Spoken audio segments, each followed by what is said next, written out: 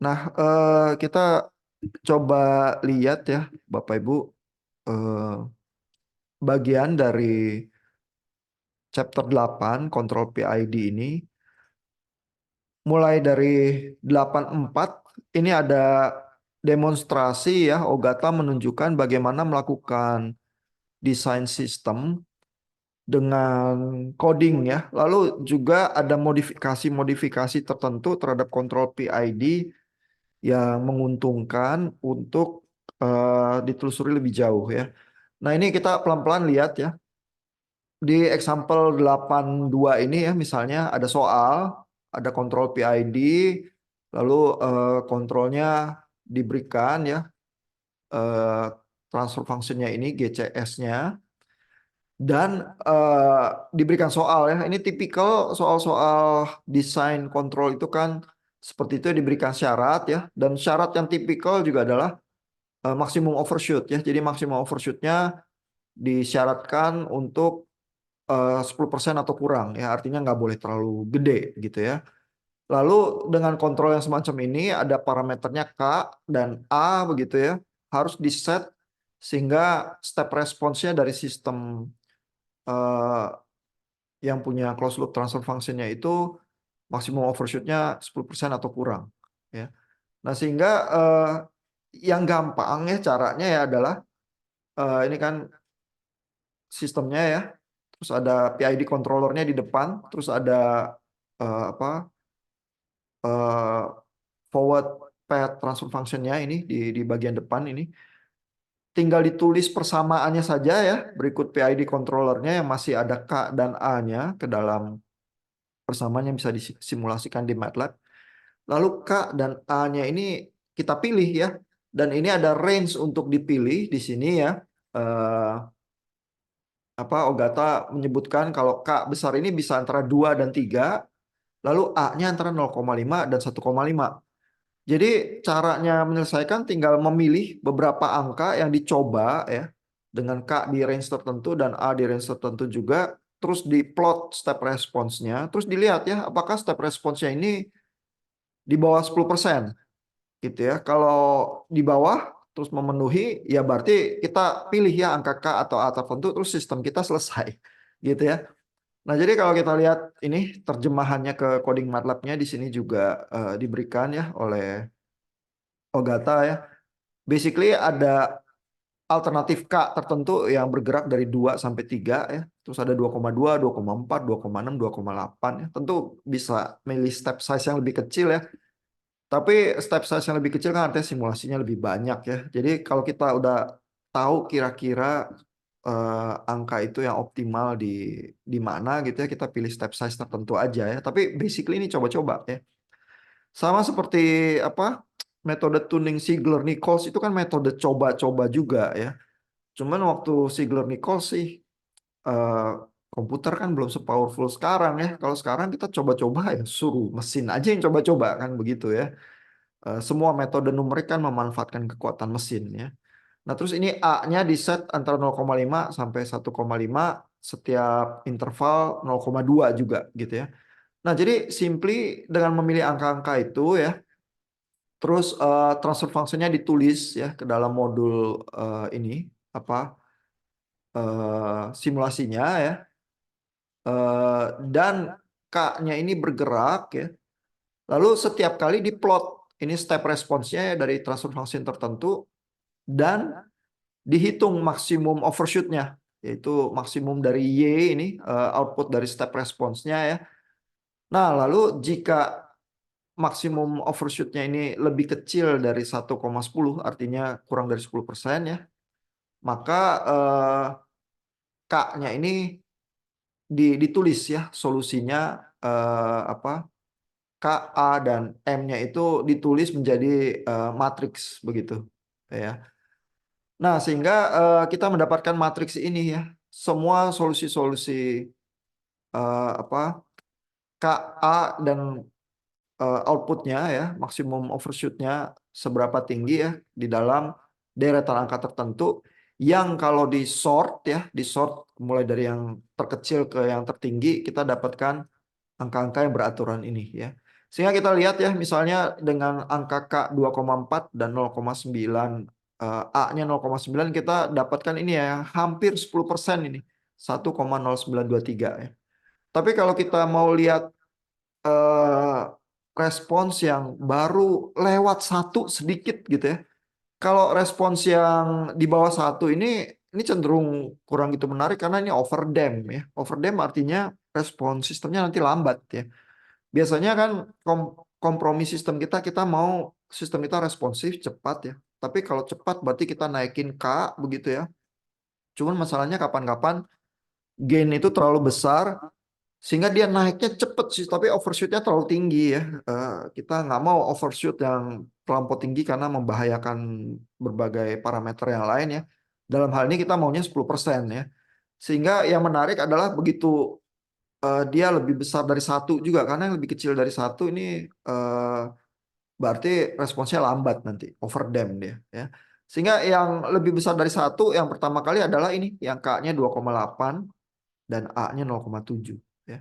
Terus dua angka yang menarik ini bisa diplot ya, dan di sini diplot Ogata menunjukkannya yang ini yang hampir 10%, yang ini yang di bawah satu ya. Kelihatan responsnya memang lebih lebih lamban ya, karena dia baru mau kena satu terus turun gitu ya, terus mendekati titik steady state-nya lama ya.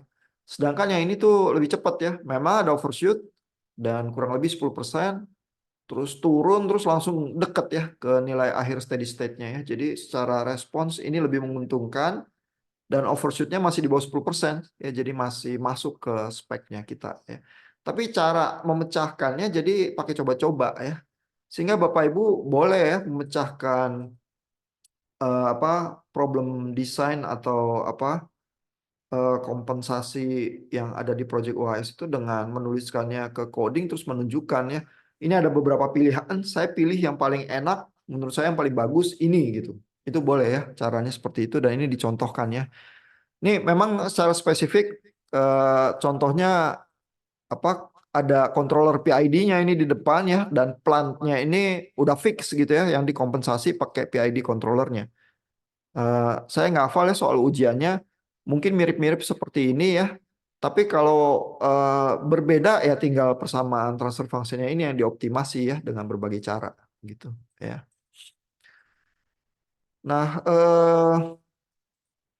kita lanjut ya ke beberapa bagian di subbab berikutnya. Ini 8.5 ini Ogata bicara tentang beberapa modifikasi dari PID control ya. Kenapa kita mau modifikasi? Karena PID yang standar itu bisa punya masalah-masalah juga ya. Dan masalahnya adalah terkait dengan bentuk input yang sifatnya ada perubahan mendadak ya.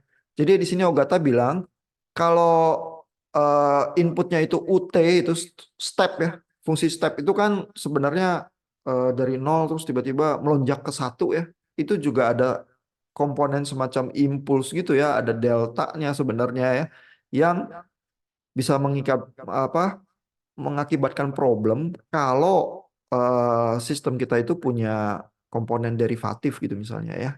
Karena derivatif itu kan melakukan turunan terhadap sesuatu yang delta itu basically tak terhingga ya, karena dia tiba-tiba melonjak begitu ya. Nah, jadi step response semacam ini itu melibatkan impulse function ya, atau delta function ya. Sehingga kalau kita di dalam PID controller itu ada komponen yang pure derivatif ya, TDS, ini jadi nggak menguntungkan ya. Sehingga TDS-nya kadang-kadang supaya menghindari apa problem yang bisa muncul ya, dimodifikasi. Jadi TDS-nya adalah TDS per 1 plus gamma kali TDS, di mana gammanya itu di set 0,1 ya, sekitar 0,1 ya. Sehingga apa ini jadi nggak murni derivatif begitu aja TDS polos ya, melainkan ada sesuatu yang kalau TD-nya ini apa besar ya, dia dikali 0,1 dulu, sehingga ada set point tertentu di mana fungsi impulsnya itu baru berefek gitu ya, ada set point kick begitu ya. Tapi Dengan cara demikian komponen derivatifnya itu nggak terlalu membahayakan, ya. Nah, tapi ada cara-cara lain ya. Cara yang lain misalnya ya adalah sama ya untuk menghindari problem itu ya dengan eh, step function ya atau yang mengandung delta function semacam itu ya. Komponen derivatifnya itu dipindahin ke jalur feedback. Ya jadi biasanya PID yang tradisional PID controllernya di depan semuanya ya. Komponen gain proporsional, integrator dan derivatifnya ada di depan semua ya. Tapi kan kita lihat kalau inputnya step response derivatifnya nggak menguntungkan ya. Kita bisa lempar derivatifnya itu ke belakang. Ya jadi modelnya seperti ini.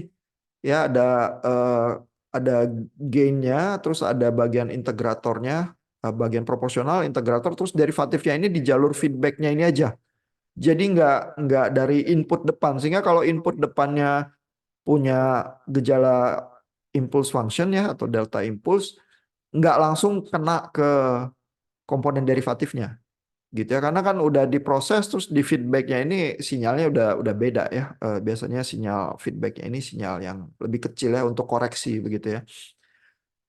Nah ini bisa menyelesaikan masalah ya, terus lebih lebih enakan gitu ya terhadap input yang impulsif.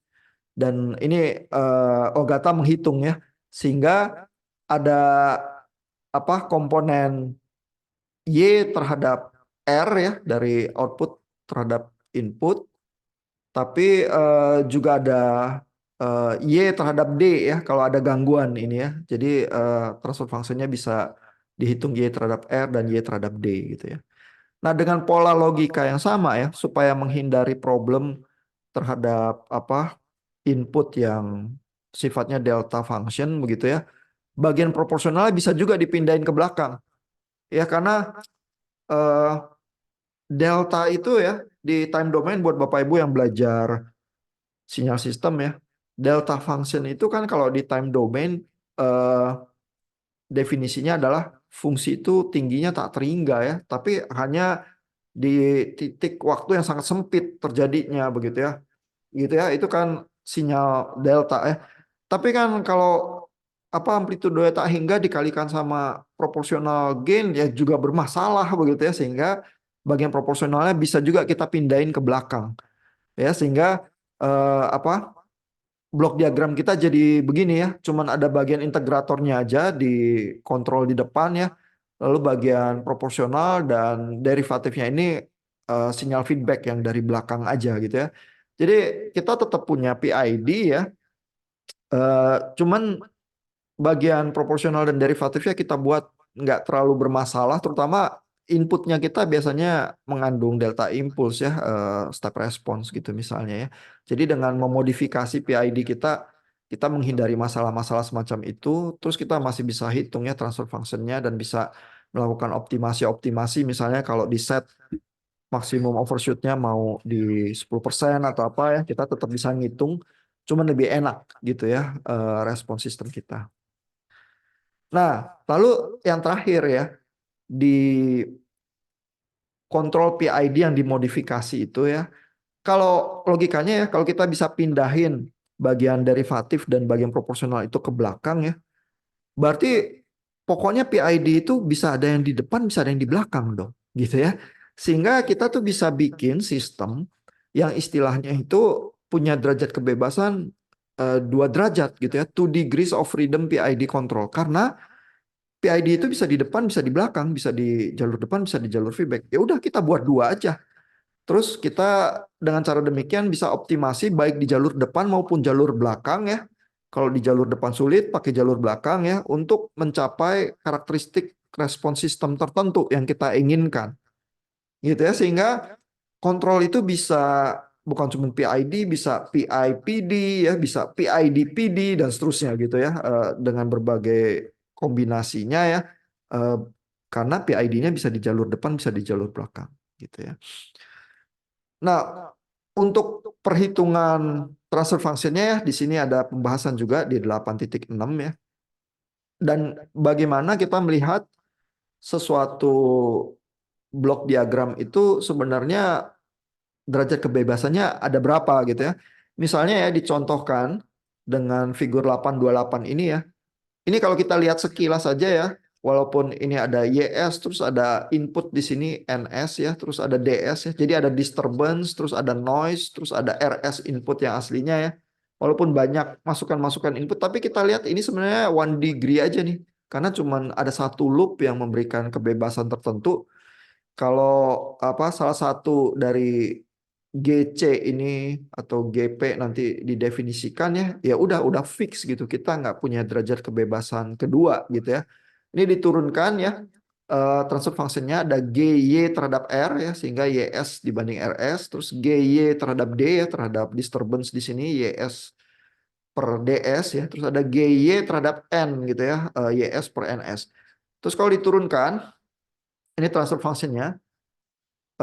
Dan transfer function ini bisa diturunkan dengan cara kalau YS per RS, D sama N-nya diasumsikan 0. Demikian juga sebaliknya ya, kalau YS per DS, R-nya dan N-nya diasumsikan 0 gitu, terus kita hitung ya. Nah, masalahnya adalah untuk blok diagram yang seperti itu ya, kalau salah satu dari, kan ini ada tiga ya, ada GYR, GYN, dan GYD, tapi jika salah satu itu given, maka yang dua yang lain fix ya. Karena begitu yang satu given, GC sama GP-nya udah tertentu, terus yang lain jadi fix. Sehingga gambar ini sebenarnya derajat kebebasannya cuma ada satu, one degree of freedom ya. Nah, berbeda dengan kalau kita punya blok diagramnya seperti ini ya. Dan kita lihat sekilas saja ini ada dua loop ya. Sehingga ada GC1, terus ada GP, ini G plantnya ya, terus tapi ada GC2 ya. Sehingga kita lihat ya ada bagian kontrol PID-nya yang lewat di forward ini di depan, tapi ada yang lewat feedback ini ya. Sehingga sekilas saja kita lihat ini punya dua derajat kebebasan ya. Terus kalau kita turunkan GYR, GYD, dan GYN-nya begitu ya. Di sini ada komentar kalau GYD given, GYN-nya fix, tapi GYR-nya nggak fix. Ya sehingga kalaupun GYD-nya udah given ya ada salah satu yang kita fix kan, yang lain masih ada kebebasan tuh.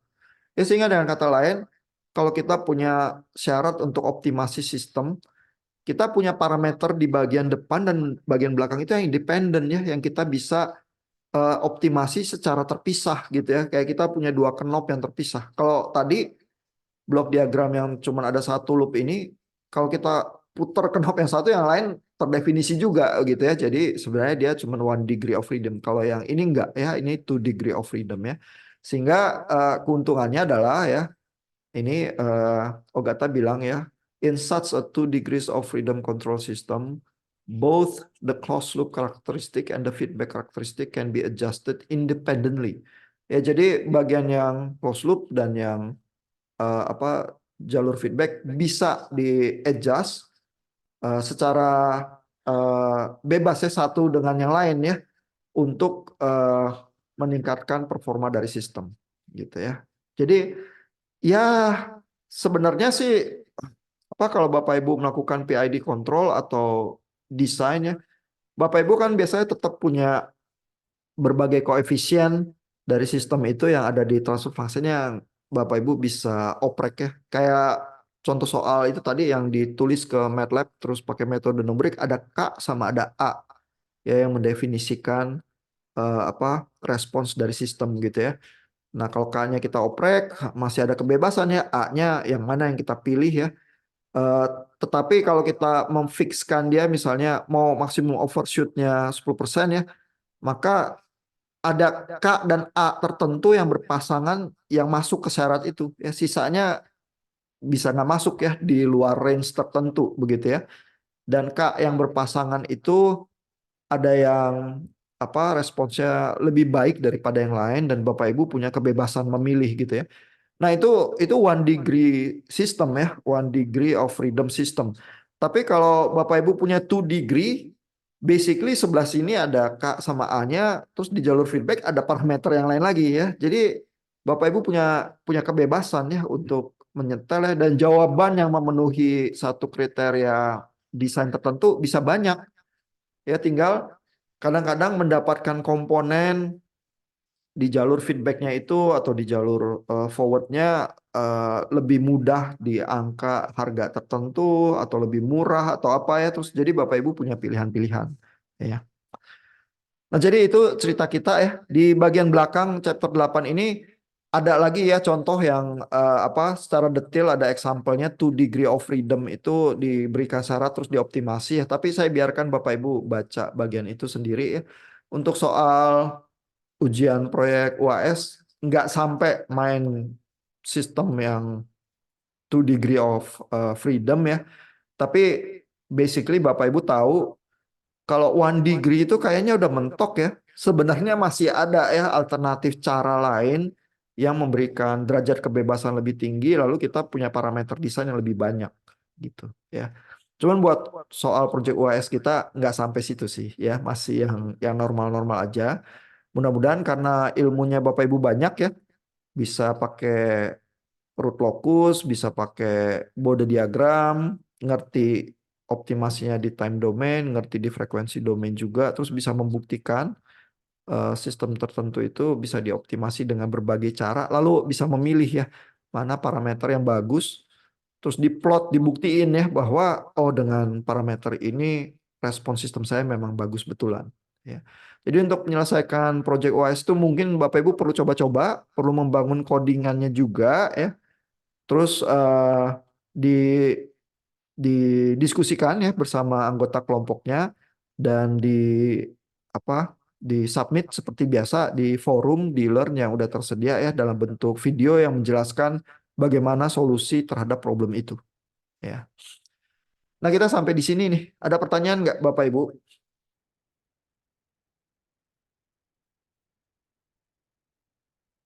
Pak, maaf, deadline pengumpulan project UAS ini tanggal berapa, Pak? Nah, itu di project deadline itu di minggu UAS, Bu ya. Kan minggu depan itu libur Idul Fitri ya.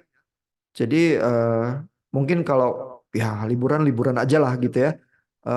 Deadline wise itu kan 3 minggu dari sekarang. Jadi secara umum Bapak Ibu punya waktu 2 minggu lah untuk berpikir ya. Tapi kalau mau curi-curi start, nyobain coding dulu ya. Terus apa soalnya di coding dulu aja ya. Terus dilihat ya.